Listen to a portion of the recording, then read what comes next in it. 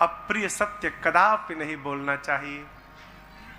शंकर भगवान मौन हो गए, कैलाश गए और जाकर कैलाश शंकर सहज स्वरूप समारा, लागी समाधि अखंड अपारा।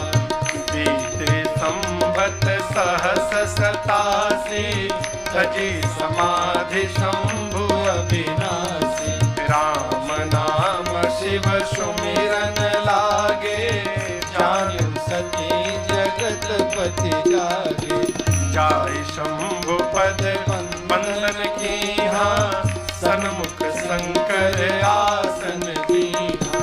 लगे कहन हरि कथा रसाला, दक्ष प्रदेश भये तिहि काला। देखा विधि विचार सब लायक, दर्शन दीन प्रजापति नायक। आम बड़े अधिकार दक्ष जब पावा, अधि अभिमान हृदय शंकर भगवान कैलाश में जाकर 87,000 वर्ष के लिए समाधि में बैठ गए। कितने दिन? 87,000 वर्ष।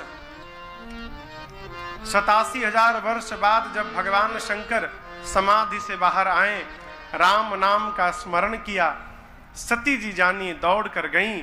भगवान ने सती जी को सन्मुख बिठाया और लगे भगवान की कथा कहने। लेकिन ऐसे आपसे एक बात कहूं, सती जी का मन कथा में नहीं लगता था। भले मैया है, लेकिन सती जी का मन कथा वथा में नहीं लगता है। पिछली बार गई तो नहीं सुनी, अब की बार फिर बाबा शुरू किए। मैया बैठी थी सन्मुख, सामने बाबा ने बिठाया, बैठी थी, सुन रही थी। उसी समय ब्रह्मा जी ने सती के पिता दक्ष को प्रजापतियों का राजा बना दिया। पहले प्रजापति बनाया, और कुछ दिन बाद प्रजापतियों का क्या है, हम राजा बन गए। ये अभिमान है। देखिए, जिस बात को कह के हम अपने सामने वाले को छोटा बताते हैं, वो अभिमान है। जिस बात को कही के हम सामने वाले को छोटा बता रहे हैं, वही अभिमान है। कई लोग घर में 2 बच्चे हो ना, तो कहते एक बच्चे को, महाराज ये बहुत शरीफ बच्चा है महाराज। उसी में छिपा हुआ कि बगल वाला उदंड है, उसको बोलने की आवश्यकता नहीं है। 2 आदमी बैठे और एक आदमी के लिए कहा जा रहा है महाराज ये बहुत ईमानदार है, तो इसी में छिपा है कि बगल वाला बेईमान है, उसको बताने की आवश्यकता नहीं है। अभिमान क्या, जब हम अपने आप को बड़ा कहने लगेंगे ना, तो इसी में आएगा कि सामने वाला हमसे छोटा है। और अभिमान बढ़ते बढ़ते मद का रूप ले लेता है। मद क्या है? मैं। अभी जो थोड़ी देर पहले आपसे कह रहा था, ये जो मैं शब्द है ना, यही मद है। भक्त को कभी मद नहीं होता। भक्त क्या है? मेरे राम जी और मेरा नाम हो रहा है, मेरा तो बस आपकी कृपा से सब काम हो रहा है। काम तभी पूरा होगा हो जब भगवान की कृपा करेगी, और जब जब हम करने लगेंगे ना, काम भी बीच में अटक जाएगा। कि भगवान इसी जन्म से छुटकारा मिल जाए, होने वाला नहीं है। सती जी क्या कहती हैं? सती मरत हरे सन बर मांगा, सती मरत जन्म शिव पद अनुरागा। जन्म जन्म शिव पद अनुरागा। तेहि कारण ही, आप मान करो न करो, बाबा को कोई फर्क पड़ने वाला हाँ। और देवताओं के तो पूजन की विधि है, नियम है, इनका कोई नियम नहीं। दूध मिले दूध चढ़ाओ, न मिले पानी चढ़ाओ, न मिले घास उठा के घासे चढ़ा दो, धतूरा चढ़ा दो, जो फल कोई न पूछे वही चढ़ा दो। बाबा सब में प्रसन्न। एक कथा आती है, मैं बताऊं।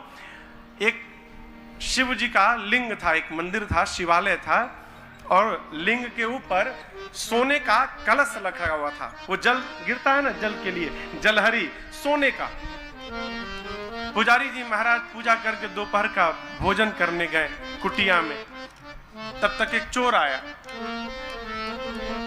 देखा सोने की जलहरी ऊपर टंगी है। पुजारी जी भोजन कर रहे हैं, 5 मिनट समय बेटा निकाल लो। गया तो ऊपर था, घटेवे ना करे। बहुत प्रयास किया कि लपक लूं। जब नहीं हुआ तो कहा कि अब पुजारी जी आने भी वाले हैं। तो कहा बाबा माफ करियो, हमारे पास कोई उपाय नहीं, अब क्षमा करना।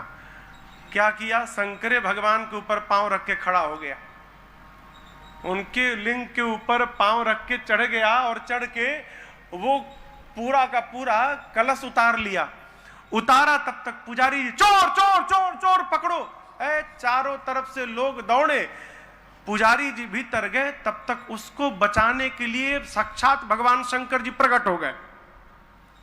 जब भगवान प्रकट भय तो पुजारी जी एकदम विवल हो गए, प्रभु आपने हमको दर्शन दिया प्रभु। शंकर जी बोले आपको नहीं दिया, इसको दिया हूं। बोले इसको मतलब? आज तक आपकी सेवा मैंने की, आप हमारे लिए नहीं आए, चोर के लिए चले आए। शंकर जी बोले बाबा आज तक आपने क्या क्या चढ़ाया, आपने मेरे ऊपर क्या चढ़ाया? दूध चढ़ाया, फल चढ़ाया, फूल चढ़ाया, पानी चढ़ाया। इसने तो अपने आप को ही चढ़ा दिया, अब क्या बचा इसके पास, इसलिए मैं इसके लिए आया हूं। इतने दयालु है, इतना दयालु भगवान आपको संसार में मिलने वाला नहीं है। प्रसन्न हो जाए तो सब कुछ लुटा दे, नाराज हो जाए तो भगवान ने मालिक है? शंकर भगवान कहे नारद जी अम्मा के साथ जीवन बिताना है, मैंने पति पत्नी दोनों की ओर बात कह रहा हूं। जिनके साथ जीवन बिताना है, या तो उनको अपने अनुकूल बना लीजिए, और यदि सामने वाला आपसे अधिक दबंग है, वो आपके अनुकूल नहीं बन पा रहा है, तो आप ही उसके अनुकूल बन जाइए, सारी समस्या समाप्त हो जाएगी। दोनों में से कोई एक दबंग होगा। अब जिसका जो भाग्य है वो अपना मान ले। कहीं कहीं पति दबंग होता है, कहीं कहीं पत्नी दबंग होती है। तो जो दबंग नहीं है वो अपने आप को कहे तो सिलेंडर कर जाए, सरेंडर कर जाए। हो यदि ताना तानी, देखिए ट्यूबलाइट देखा है आपने? ट्यूबलाइट देखा है आपने? उसमें एक तरफ गर्म होता है, एक तरफ ठंडा होता है। एक तरफ समझदार वही है घर में जो सब जान के नासमझ बना रहता है, और जो जानबूझकर समझदार बनने का प्रयास करता है ना, वो सबसे बड़ा नासमझ है। नासमझ बन के रहने का स्वभाव बने। अरे चल तू जो कहे वही सही, मुझे अक्ल आने वाली नहीं है। जीवन भर ही संग बना रहेगा। क्यों? पत्नी का एक पेटेंट डायलॉग है, किसी की पत्नी हो, कहती है आपको अकल नहीं आएगी इस जीवन में।